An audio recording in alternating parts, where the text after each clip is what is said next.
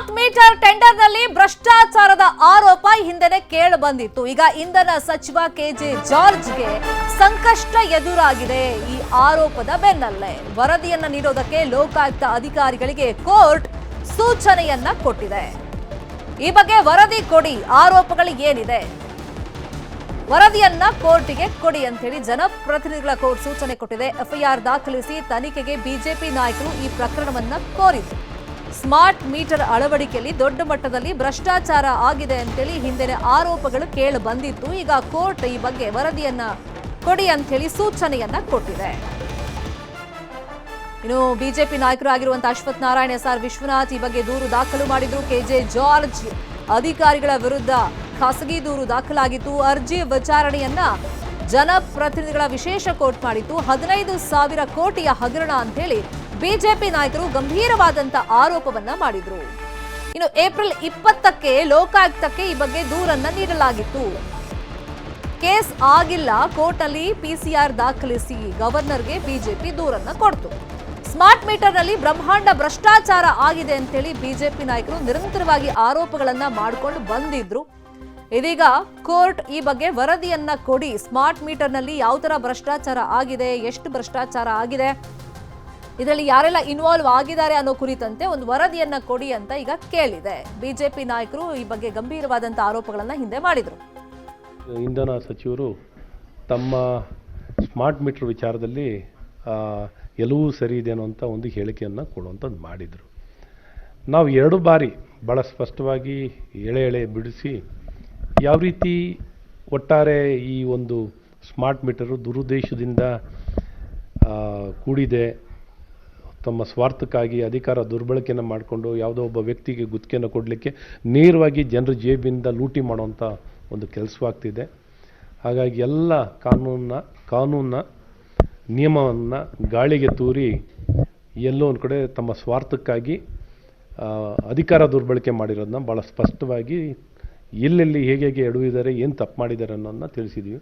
ತದನಂತರ ಸಾಕಷ್ಟು ಸಮಯ ಕೊಟ್ಟು ಸರ್ಕಾರಕ್ಕೆ ಸಮಯ ಕೊಟ್ಟು ಸರಿ ಮಾಡಿ ಅಂತ ನಾವೇನು ಹೇಳಿದ್ವಿ. ನಮಗೇನು ದ್ವೇಷ ಅಥವಾ ವೈಮನಸ್ಸು ಯಾರಿಗೋ ಒಂದು ದ್ವೇಷದಲ್ಲಿ ಮಾಡಬೇಕು ಅಂತ ಇದ್ದಿದ್ದಲ್ಲ, ಜನರ ರಕ್ಷಣೆಗೆ. ಯಾಕಂದರೆ ಹಾಗಾದ್ರೆ ಬಿಜೆಪಿ ನಾಯಕರು ಆರೋಪಗಳನ್ನ ಮಾಡ್ತಿರುವಂತೆ ಈ ಸ್ಮಾರ್ಟ್ ಮೀಟರ್ ಹಗರಣ ಏನು, ದೂರಿನಲ್ಲಿ ಏನೆಲ್ಲ ಮೆನ್ಷನ್ ಮಾಡಲಾಗಿದೆ ಅಂತಂದ್ರೆ, ಸ್ಮಾರ್ಟ್ ಮೀಟರ್ ಸೇವೆಯನ್ನ ಒದಗಿಸಲು ಟೆಂಡರ್ ಅನ್ನ ಕರೆಯಲಾಗಿತ್ತು. 15,000 ಕೋಟಿ ಮೊತ್ತದ ಟೆಂಡರ್ ಅನ್ನ ಕರೆಯಲಾಗಿತ್ತು. 2024 ಸೆಪ್ಟೆಂಬರ್ 26ರಂದು ಇಲಾಖೆಯಿಂದ ಟೆಂಡರ್ ಅನ್ನ ಕರೆಯಲಾಗಿತ್ತು. ಆ ಸಂದರ್ಭದಲ್ಲಿ ರಾಜಶ್ರೀ ಎಲೆಕ್ಟ್ರಿಕಲ್ಸ್ ಎಂಬ ಶೆಲ್ ಕಂಪನಿಗೆ ಟೆಂಡರ್ ಅನ್ನ ನೀಡಲಾಗಿದೆ. ದಾವಣಗೆರೆ ಮೂಲದ ರಾಜಶ್ರೀ ಎಲೆಕ್ಟ್ರಿಕಲ್ಸ್ ಕಂಪನಿಗೆ ವಿವಿಧ ಭಾಗಗಳ ಕಂಪನಿಗಳಿಗೆ ಪ್ರತ್ಯೇಕ ಟೆಂಡರ್ ಅನ್ನ ಕರೆದಿಲ್ಲ. ಬೆಸ್ಕಾಂ ಕಂಪನಿಯೊಂದಕ್ಕೆ ನೇರವಾಗಿ ಆ ಟೆಂಡರ್ ಅನ್ನ ಕೊಟ್ಟಿದ್ದಾರೆ. ಅಂದ್ರೆ ಟೆಂಡರ್ ಇಲ್ಲಿ ಕರೆಯದೆ ಕಾನೂನು ಬಾಹಿರವಾಗಿ ಇವರೇ ಡಿಸೈಡ್ ಮಾಡಿದ್ದಾರೆ, ಟೆಂಡರ್ ಕೊಟ್ಟಿದ್ದಾರೆ ಅಂತ ಹೇಳಿ ಆರೋಪವನ್ನ ಮಾಡಲಾಗಿದೆ. ಕೆಟಿಪಿಪಿ ಕಾಯ್ದೆ ಉಲ್ಲಂಘಿಸಿ ಟೆಂಡರ್ ಅನ್ನ ನೀಡಲಾಗಿದೆ. ಕೆಇಆರ್ಸಿ ನಿಯಮಗಳಿಗೆ ವಿರುದ್ಧವಾಗಿ ಟೆಂಡರ್ ಅನ್ನ ನೀಡಲಾಗಿದೆ. ಏಪ್ರಿಲ್ 20ಕ್ಕೆ ಲೋಕಾಯುಕ್ತಕ್ಕೆ ಈ ಬಗ್ಗೆ ದೂರನ್ನ ನೀಡಲಾಯಿತು. ಜನಪ್ರತಿನಿಧಿಗಳ ಕೋರ್ಟ್ಗೂ ಕೂಡ ದೂರನ್ನ ನೀಡಲಾಗಿತ್ತು. ಬಿಜೆಪಿ ನಾಯಕರು ಈ ಬಗ್ಗೆ ಗವರ್ನರ್ಗೂ ಕೂಡ ಭೇಟಿ ಮಾಡಿ ದೂರನ್ನ ಕೊಟ್ಟಿದ್ರು. ಇದೇ ವಿಷಯವಾಗಿ ಇನ್ನಷ್ಟು ಡೀಟೇಲ್ ಆಗಿ ಇನ್ಫಾರ್ಮೇಶನ್ ಕೊಡ್ತಾ ಹೋಗೋದಕ್ಕೆ ನೇರ ಸಂಪರ್ಕದಲ್ಲಿ ಕನೆಕ್ಟ್ ಆಗಿದ್ದಾರೆ ನಮ್ಮ ರಿಪೋರ್ಟರ್ ಮುನಿರಾಜು. ಈ ಆರೋಪ ಏನು, ಹಗರಣದಲ್ಲಿ ಯಾರ್ದೆಲ್ಲ ಹೆಸರು ಉಲ್ಲೇಖ ಆಗಿದೆ, ಈಗ ಕೋರ್ಟ್ ಸ್ಪಷ್ಟವಾಗಿ ಏನೆಲ್ಲ ಆದೇಶ ಕೊಟ್ಟಿದೆ ವರದಿ ಬಗ್ಗೆ? ಶರ್ಮಿತಾ, ಏನು ಸ್ಮಾರ್ಟ್ ಮೀಟರ್ ಯೋಜನೆಯಲ್ಲಿ ಒಂದು ಅಕ್ರಮ ಆಗಿದೆ ಅಂತ ಹೇಳಿ ಬಿಜೆಪಿ ನಾಯಕರು ಒಂದು ಖಾಸಗಿ ದೂರನ್ನ ದಾಖಲು ಮಾಡಿದ್ರು. ಇದೀಗ ಈ ಒಂದು ದೂರು ಸಚಿವ ಕೆಜೆ ಜಾರ್ಜ್ಗೆ ಒಂದು ಸಂಕಷ್ಟವನ್ನು ಕೂಡ ತಂದೊಡ್ಡಿರುವಂತದ್ದು. ಏನು ಈ ಒಂದು ಅಕ್ರಮಕ್ಕೆ ಸಂಬಂಧಪಟ್ಟಂತೆ ತನಿಖೆಯನ್ನ ಮಾಡಬೇಕು ಅಂತ ಹೇಳಿ ಈಗ ಜನಪ್ರತಿನಿಧಿಗಳ ವಿಶೇಷ ನ್ಯಾಯಾಲಯ ಒಂದು ಲೋಕಾಯುಕ್ತ ಒಂದು ಅಧಿಕಾರಿಗಳಿಗೆ ಒಂದು ಸೂಚನೆಯನ್ನು ಕೂಡ ಕೊಟ್ಟಿರುವುದು. ಇದ್ರ ಬಗ್ಗೆ ಒಂದು ವರದಿಯನ್ನ ಏನು ತನಿಖೆ ನಡೆಸಿ ಒಂದು ವರದಿಯನ್ನ ಕೋರ್ಟ್ಗೆ ಸಲ್ಲಿಕೆ ಮಾಡಬೇಕು ಅಂತ ಹೇಳಿ ಒಂದು ಆದೇಶವನ್ನು ಕೂಡ ಕೊಟ್ಟಿದೆ. ಆ ಸಲುವಾಗಿ ಈಗ ಲೋಕಾಯುಕ್ತ ಅಧಿಕಾರಿಗಳು ಇದ್ರ ಬಗ್ಗೆ ತನಿಖೆಯನ್ನ ನಡೆಸೋದಕ್ಕೆ ಕೂಡ ಮುಂದಾಗ್ತಾ ಇದ್ದಾರೆ. 2024ರಲ್ಲಿ ಒಂದು ಸ್ಮಾರ್ಟ್ ಮೀಟರ್ ಯೋಜನೆ ಶುರುವಾಗಿತ್ತು. ಈ ಒಂದು ಯೋಜನೆ ಸುಮಾರು 15,000 ಕೋಟಿಯ ಒಂದು ಯೋಜನೆ ಇದಾಗಿದ್ದು, ಇದರಲ್ಲಿ ಒಂದು ಸಾಕಷ್ಟು ಒಂದು ಅಕ್ರಮವನ್ನು ಎಸಗಿದ್ದಾರೆ, ಮತ್ತೆ ಅವ್ಯವಹಾರ ಕೂಡ ಆಗಿದೆ ಅಂತ ಹೇಳಿ ಬಿಜೆಪಿ ನಾಯಕರು ಈ ಮೊದಲು ಲೋಕಾಯುಕ್ತ ಸಂಸ್ಥೆಗೂ ಕೂಡ ಒಂದು ದೂರನ್ನ ಕೊಡ್ತಾರೆ. ಆ ನಂತರ ರಾಜ್ಯಪಾಲರಿಗೂ ಕೂಡ ಒಂದು ದೂರನ್ನ ಕೊಟ್ಟಿದ್ರು. ಆದ್ರೆ ಅಲ್ಲಿ ತನಿಖೆ ಆಗ್ತಾ ಇಲ್ಲ, ಮತ್ತೆ ತನಿಖೆಗೆ ಅವರು ಸ್ವೀಕಾರ ಮಾಡಿರಲಿಲ್ಲ ಅಂತೇಳಿ ಈಗ ಮೂವರು ಬಿಜೆಪಿಯ ಶಾಸಕರು ಒಂದು ಜನಪ್ರತಿನಿಧಿಗಳ ಒಂದು ವಿಶೇಷ ಕೋರ್ಟ್ನಲ್ಲಿ ಒಂದು ಖಾಸಗಿ ದೂರನ್ನ ದಾಖಲು ಮಾಡ್ತಾರೆ. ಇದೀಗ ಆ ಒಂದು ದೂರನ್ನ ವಿಚಾರಣೆ ನಡೆಸಿ ಈಗ ಜಾರ್ಜ್ ಮತ್ತೆ ಆ ಒಂದು ಇಲಾಖೆ ಅಧಿಕಾರಿಗಳೇನಿದ್ರೆ ಅವರ ಮೇಲೆ ಒಂದು ತನಿಖೆಯನ್ನ ಮಾಡಬೇಕು ಅಂತೇಳಿ ಒಂದು ಆದೇಶವನ್ನು ಕೂಡ ಕೊಟ್ಟಿದೆ.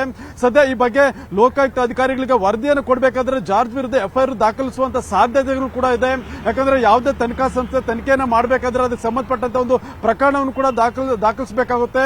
ಅದೇ ರೀತಿಯಾಗಿ ಈಗ ಇವ್ರ ವಿರುದ್ಧ ಎಫ್ಐಆರ್ ದಾಖಲಿಸಿ ತನಿಖೆ ಮಾಡ್ತಾರ ಅಥವಾ ಏನು ಮೇಲ್ನೋಟಕ್ಕೆ ಏನು ಕೋರ್ಟ್ ಆದೇಶದಂತೆ ವರದಿಯನ್ನು ತಯಾರಿಸುವ ಸಲುವಾಗಿ ತನಿಖೆಯನ್ನ ಮಾಡಿ ಕೋರ್ಟ್ಗೆ ವರದಿಯನ್ನು ಕೊಡ್ತಾರ ಅನ್ನೋದನ್ನ ನೋಡ್ಬೇಕಾಗುತ್ತೆ.